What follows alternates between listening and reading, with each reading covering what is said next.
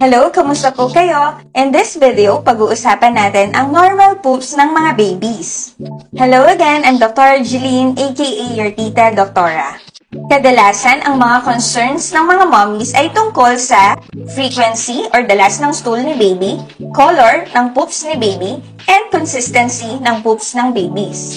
Ngayon, sa video na ito, para matulungan kayo mga mommies, pag-uusapan natin ang mga topics na yan. Gaano nga ba kadalas ang stool ni baby? O ilang beses ba siya dapat dumudumi sa isang araw? Ang tamang kasagutan dito ay nagva-vary ang stool frequencies ng mga babies.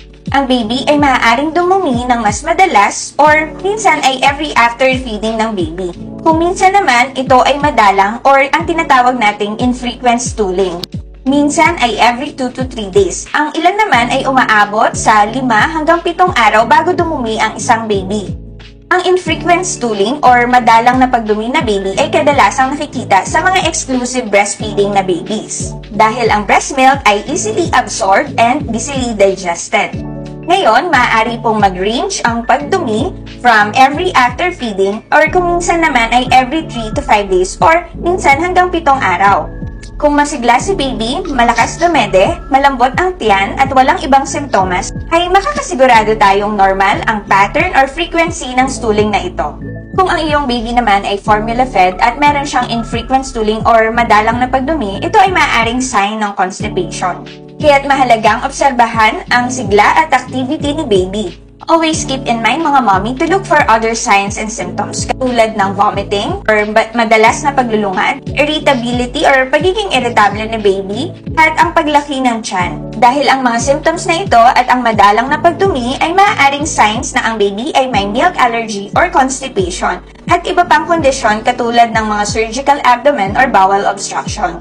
Kaya kung ang mga nabanggit na simptomas ay naobserbahan, siguraduhin ipagtanong at dalhin ang inyong baby sa doktor.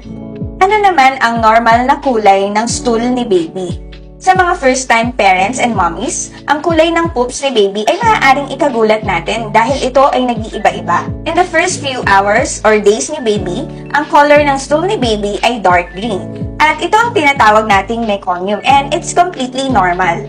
Ang meconium ay maaaring maglaman ng amniotic fluid, skin cells, and water, and other debris or everything in utero. Once the baby had intake of breast milk, the color of the poop will also change. A breastfeeding baby or a formula-fed baby will have a stool color ranging from yellow to green or to a brown color. A formula-fed baby may have a lighter color of stool. Ang pagbabago ng stool color ni baby ay maaaring dahil sa changes ng lining ng intestinal gut or maaaring dahil din sa kung paano dinadigest ni baby ang breast milk or ang formula feed. Kapag ang baby ay nagsimula ng kumain ng solid food, maaari din pong magbago ang kulay ng kanyang dumi. Definitely, the color of stool may change and it will also tell us your baby's condition. Again, a yellow, brown, and green color stool will be more likely normal. The green color may be due to the bile secreted from the bile ducts or the hepatic ducts. A red or an orange stool may be due to a medication or food that your baby took in, while a red or a bloody stool may be a sign of a milk allergy or any bleeding from the gastrointestinal tract.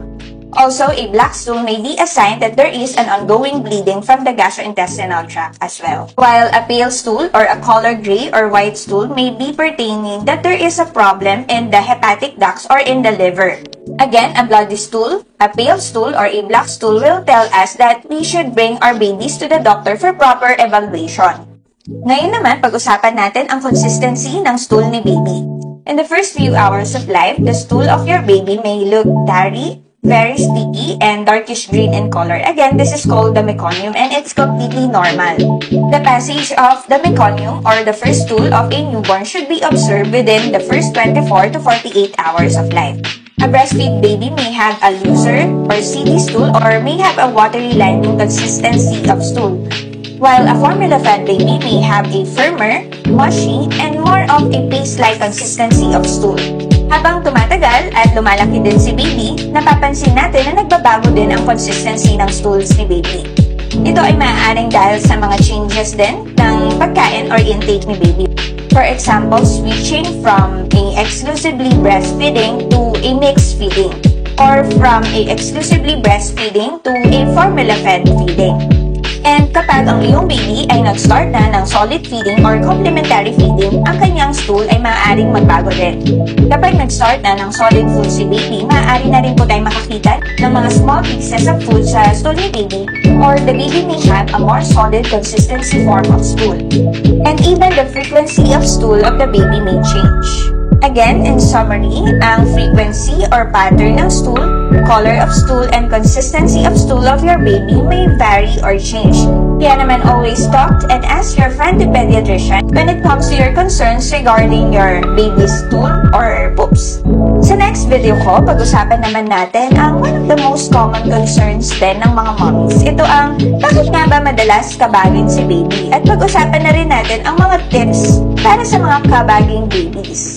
Kaya naman, follow me for more pedi-related videos. And also, please follow and subscribe my other social media accounts. Thank you!